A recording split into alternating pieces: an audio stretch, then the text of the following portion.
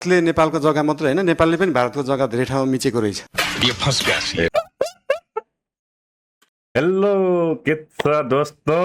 आज चाहिँ हामी फेरि पनि आइसकेका छौँ। प्रभात बस्नेतको बालेन्ट्रोल्ड अन बोर्डर डिस्प्युट भन्ने भिडियोलाई रियाक्सन गर्न आइसकेका छौँ। अब हेरौँ सँगै भिडियो, लेट्स गो।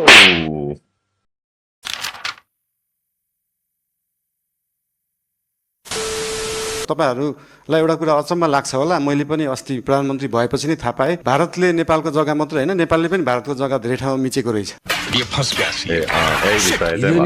त्यति भनिहाल्नु, किनभने उहाँले प्रधानमन्त्रीले बोले हाम्रो सभामा होइन क्या, प्रतिनिधि सभामा हो। उतै आएर जे गर्नुहुन्छ हामी अगाडि बढौँ भन्ने मेरो आग्रह हो।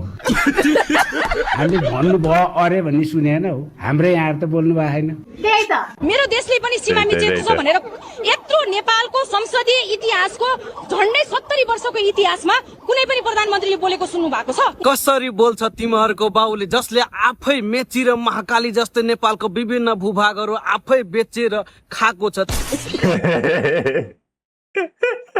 दियो दियो कडा दियो होइन यार, यो केटाहरू कहाँबाट आउँछ कि यस्तो फ्रेन्डलाई यार, राति रातिमा के फेरि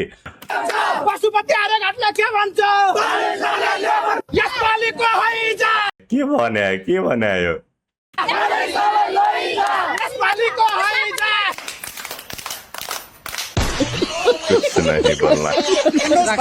के कुरा ठिक लागेन तपाईलाई? अब प्रधानमन्त्री भएर जे मन लाग्यो त्यही बोल्न पाइने र जनता बोल्न। तर नेपालको के छ भने नि होइन, धेरै ठाउँमा चाहिँ कि यति केही कुराले भाइरल भयो भने त त्यो एकचोटि भाइरल भएको त सबै बोल्नु पर्ने के, त्यो नबोली नआउने जस्तो हुँदो रहेछ क्या। अनि यो कान काट्ने दिदीवाला पनि होइन, कान काटिदिन्छु भन्नुभयो, न कान काट्नु भयो। अहिले चाहिँ सबै कुरामा चाहिँ यहाँ बोल्दै हिँड्नु भएको छ कि नपाइने हो केही पनि। Meanwhile, बालनले जित्यो भने झापामा कान काटेर म टिचिङ हस्पिटलमा टाका लाउँछु। गाईकी त्रिशूल जस्तो प्रधानमन्त्रीमा आइपुगो भवितव्यले भन्दैमा देशको बारेमा जथाभावी गर्न मिल्दैन र दिइने छैन। कुटेर अभावले भन्छ के बोल्नुभयो उहाँले? त्यहाँ उहाँ चाहिँ नि अब त्यो नेपालको भूभाग अब इन्डियाले भारतले मिचेको भन्नुपर्ने ठाउँमा अब नेपालले नि मिचेको छ भारतले नि मिचेको छ भन्ने। मिचेको छैन नेपालले, मिचेको पनि छ मिचेको पनि छैन, मिचेको पनि छ मिचेको पनि छैन। जनताले परिवर्तन चाहिँ चाहेको थियो, तर परिवर्तन त हाम्रो देशको प्रधानमन्त्री यस्तै खतरा गर्दै परिवर्तन गर्नुहोस्। इन्डियाको भूभाग नै हामीले लियौँ क्या। डिप्रेसन केपी झल्को अहिले बालेन्सामा झल्किँदैछ, त्यो करिब देखिन्छ, करिब त्यो लक्षण चाहिँ देखिन्छ। के हो बालेन्साले नराम्रो गर्यो, राष्ट्रघात गर्यो, स्वाधीनताको विरुद्धमा गयो होइन। अब प्रधानमन्त्रीको कुर्सीमा बस्न लायकको छैन भन्ने बित्तिकै घन्टे ग्याङहरू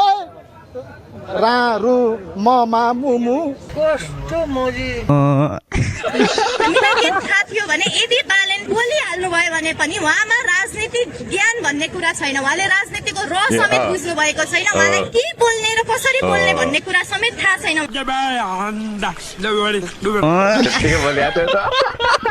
भारतले नेपालको जग्गा मात्र हैन नेपालले पनि भारतको जग्गा धेरै ठाउँमा मिचेको रहेछ। धेरै ठाउँमा होइन, एक ठाउँमा पनि 1 इन्च पनि भारतको जमिन नेपालले मिचेको छैन।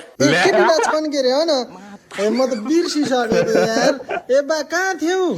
एमालेको अध्यक्ष हो न?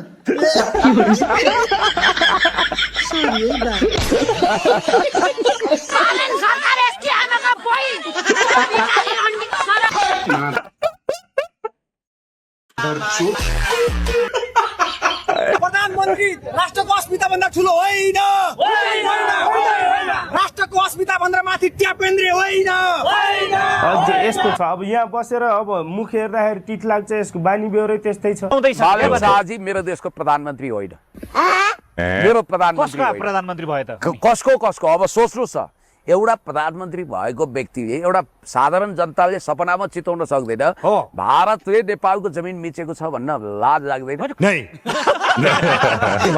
खरानी ग्याङ यी दुईटालाई अलग अलग रूपमा बुझ्नुपर्छ। अच्छा, घन्टे ग्याङ भनेको यता ठगी थाना एन्ड कम्पनी भयो, यता खरानी ग्याङ भनेको ट्याप एन्ड कम्पनीको भयो। बालेनलाई भेट्न गाह्रो भयो, मलाई पनि महिला प्रधानमन्त्री गरेर बनाइदिनु राख्नुहोस् न। अनि गाह्रो हुन्छ होइन भेट्नु? तपाईँलाई एमाले त पत्याउँदो रहन्छ, टिकट दिँदो रहन्छ, के पर्दैन। यो राष्ट्रसभा सभापति रवि लामिछानेको भारत भ्रमण कतिको उपलब्धिमूलक होला? केही पनि हुँदैन। सिमानाका मुद्दा अब रवि लामिछानेले उठाउँछन् उठाउँदैन नौ तपाईँ प्रधानमन्त्री भएपछि त्यो फिर्ता ल्याउन सक्नुहुन्थ्यो सक्छु लिपुले लिम्पियाधुरा कालापानी सक्छु म बजेट बिना देश चलाउँछु त्यो पनि लिएर आउँछु हर्क सम्पाङ राईलाई शिखण्डी बनाएर यो काङ्ग्रेस र कम्युनिस्टले बाण हानिरहेका छन् यो सरकारमाथि। त्यो सदनको टिचर हो म बुझ्नुभयो नि यसरी भनिदिँदा पनि हुन्छ लागिरहेको छ हर्क साम्पाङजीलाई म त खतरा गरिराखेको छु म त मास्टर हुँ टिचर हुँ म संसदको शिखण्डी हौ तिमी तपाईहरुलाई पिटाउ ल्याएर भन्नुस् त माइती घरमा त्यस्तो मान्छे बोलाएर तपाईहरुलाई पिटाउ पत्रकारलाई पिटाउ पत्रकार यहाँ अति भएको त नगर्नु है स्ल्याप गरौँ जस्तो लाग्यो एकचोटि गर्दिन क्या हो हर्क साम्पाङको धुनमा हारे हामी हर्क साम्पाङको धुनमा छौँ कि देशको लागि बोलिरहेको छौँ डिप्रेसन हर्क साम्पाङ भाइ बढी बकबक नगर फेरि कुन दिन तेरो मुख भत्काउनु म त्यहाँ आइपुग्छु नि म भोटे हो नि फेरि हर्क साम्पाङ भनेको टुप्पोमा बोलाएको बच्चा हो बालेन्द्र शाहले देशद्रोही भनिराखेको छन् कसले भन देशद्रोही पानी फरा त्यसलाई कारबाही गर्नुपर्छ ल्याकत छ तपाईको ल्याकत छ प्रधानमन्त्रीसँग यसरी क्वेशन गर्ने बालेन शाहसँग तपाईले क्वेशन गर्ने तपाईको हर्क साम्पाङसँग त ल्याकत रहेनछ जब बालेन शाह संसद भित्र आउँदाखेरि तपाईको हर्क साम्पाङ फुत्त ढोकाबाट बाहिर निस्किने यही हो हर्क साम्पाङको काम भएर उहाँ बाहिर जानु भएको हो हर्क साम्पाङको काम भएर अनि कोठामा किन गिटार लिएर बजाउनु भएको त थु थु हा हा हि हि हु हु के हो यो थु थु हा हा हि हि हु हु के हो यो हामीले बचाउने तपाईहरुले पूजा गरिरहनु भएको छ कसरी पूजा गर्नु भन्नुभयो हाम्रो हातमा के पूजाको थाली देख्नु भयो तपाईले हाम्रो मिडियाका केटाहरू स्वाग दिइराखे हुँदैन त्यस्तो त लाग्दैन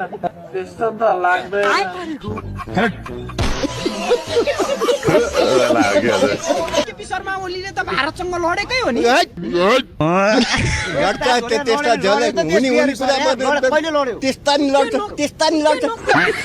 मलाई कालापानी लिम्पियाधुरा लिपुले कुन जिल्लामा छ होइन यो चाहिँ हजुरलाई अब देशको हरेक कुनामा त मोरङ 5 लाई प्रतिनिधित्व गर्दैन कालापानी लिम्पियाधुरा लिपुले कुन जिल्लामा पर्छ त्यति मात्रै मैले मलाई थाहा भएन हजुर खालिले बोलेन भने हिजो बोल्दियो होइन त संसदमा बोल्दै कतिजनाको दिमाग हल्लियो देख्नु भयो विरोधीहरूलाई के भन्छु धेरै बोल नभन्नुहोस् एकचोटि बोलिदिँदाखेरि तपाईँको दिमाग हल्लियो भने दोस्रोचोटि बोल्नु पर्दा हार्ट एट्याक आउला फेरि तर कडा दियो दाइले कडा दियो कतिपय कुरा देखेको पनि असत्य हुन्छ जस्तै तपाईँको हाम्रो आँखाले हेर्दाखेरि सूर्य हिँडेको जस्तो देखिन्छ तर वास्तवमा त्यो सूर्य हिँडेको हो त होइन नि त त्यो जमिन हामीले च्यापेको छौँ भन्ने साहस आजसम्म संसारका कुनै पनि प्रधानमन्त्रीको मैले देखाएको छैन बात त सही है उसको भन्दा दिमाग मेरो छ केपीको भन्दा शेरेको भन्दा मेरो दिमाग बढी छ रोस्टममा बसेर मैले चाहिँ कसैलाई लुटे भनेर कराउने प्रधानमन्त्री त्यो केटालाई तपाईँहरूले गलत मोडेर चेपेर त्यस्तो काम बोल्नु इन्डियामा गाप्दा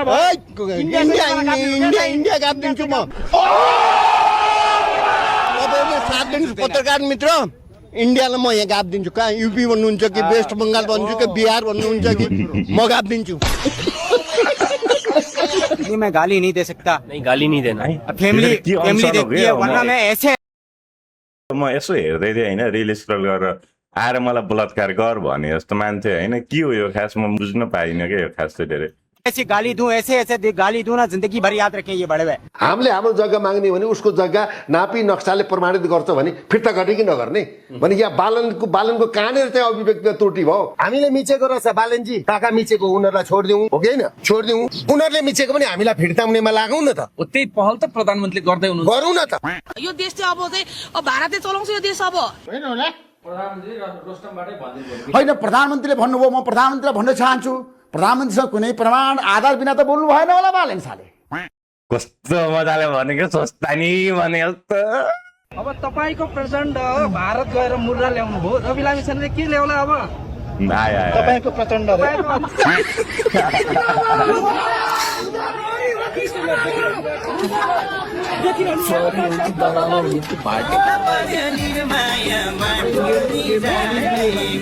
एक घन्टेका बान हो तिमीहरूको नेता रविलाई चाहिँ नि भारतमा रातो कार्पेटमा होइन भव्य स्वागत गर्यो भन्दै फोटो भिडियोहरू सेयर नगर त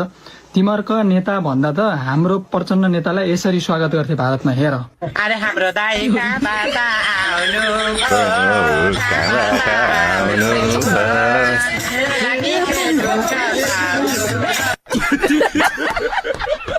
राष्ट्रिय स्वतन्त्र पार्टीको जतिको त मैले पनि गर्छु जस्तो लाग्छ कहिले काम होइन भाषणहरू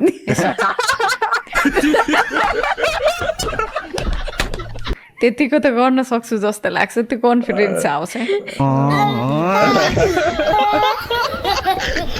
एउटा फोटो आयो नि हजुर त्यो त एआईले बनाएको सर मैले यसरी गरेकै छैन मैले प्रत्यक्ष यसरी गरेकै छैन मैले हात उठाउनलाई नारा लगाउनलाई हात यसरी उठाएको हो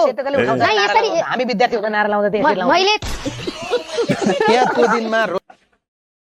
खतरा खतरा खतरा खतरा राष्ट्रमा प्रधानमन्त्री नै भावे प्रधानमन्त्रीमाथि पनि तपाईहरुले आक्रमण गर्नु हुँदैछ मैले भन्न मिल्यो कि मिलेन मिलेन मगर क्यों हामीले आक्रमण गर्न गएकै हैन हामी सभामुखज्यूलाई पनि आक्रमण गर्न गएको हैन हामी त आफ्नो अधिकार खोजेको प्रतिपक्षको अधिकार कुर्सी उचालेर पाइन्छ कुर्सी उचालेर मैले राख्नलाई उचालेको सर कुर्सी तपाईको झोलामा बिचारा चाहिँ नभन्दिनुस् है हामी बिचारा चाहिँ होइन हामी प्रतिपक्षमा हिसाबले त बिचारै हो बिचारा होइन तपाईको संसदको यो अनुभव संसदमा जे देखिरहनु भएको छ तपाईहरु यही गर्न आयो त तपाईँको 2/3 जुन बहुमत अलमोस्ट जुन आएछ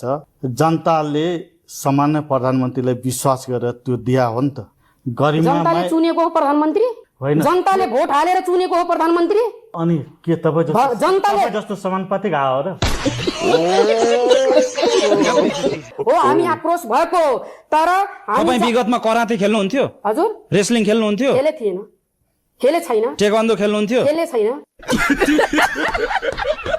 टेबलमा चढेको किन चढे उताबाट टेबलमा चढेर दबङ शैलीमा